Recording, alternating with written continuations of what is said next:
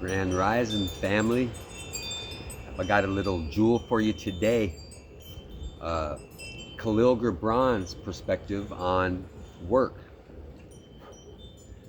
When the plowman said, "Speak to us of work," he answered saying, "You work that you may keep pace with the earth and the soul of the earth. For to be idle is to become a stranger unto the seasons, and to step out of life's procession that marches in majesty and proud submission towards the infinite. When you work, you are a flute through whose heart the whispering of the hours turns to music. Which of you would be a reed, dumb and silent, when all else sings together in union?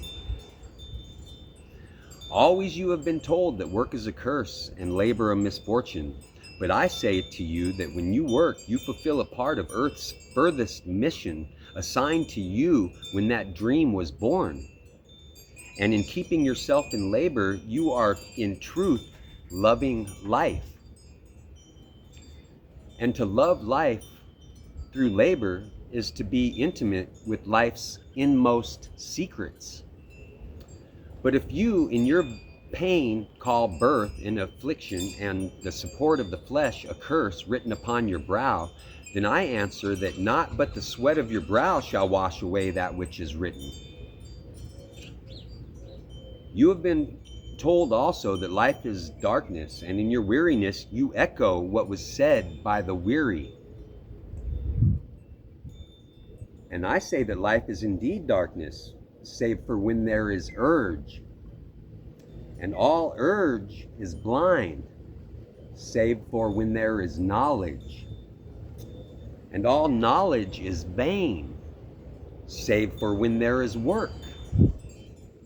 And all work is empty, save for when there is love. And when you work with love, you bind yourself to yourself and to one another and to God. And what is it to work with love?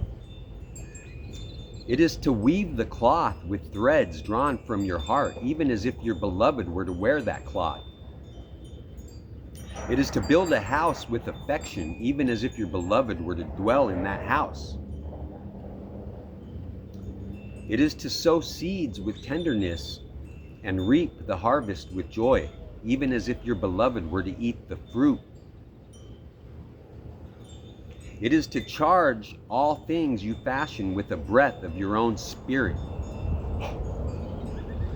and to know that all the blessed dead are standing about you and watching. Bet your ass on that.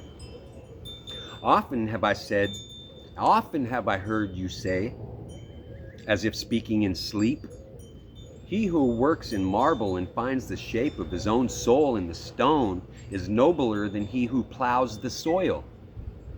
And he who seizes the rainbow to lay it on cloth in a likeness of man is more than he who makes the sandals for our feet. But I say, not in sleep, but in the over-wakefulness of noontide, that the wind speaks not more sweetly to the giant oaks than to the least of all the blades of grass. And he alone is great who turns the voice of the wind into a song made sweeter by his own loving." Work is love made visible. Yeah. And if you cannot work with love, but only with distaste, it is better that you should leave your work and sit at the gate of the temple and take alms of those who work with joy. For if you bake bread with indifference, you bake a bitter bread that feeds but half of man's hunger. And if you grudge the crushing of the grapes, you grudge distills a poison in the wine. And if you sing, though as angels, and love not the singing, you muffle man's ears to the voices of the day and to the voices of the night.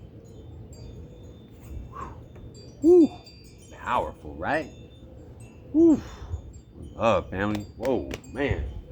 Ooh, man, that make you want to dance a little jig or something, huh? Yeah.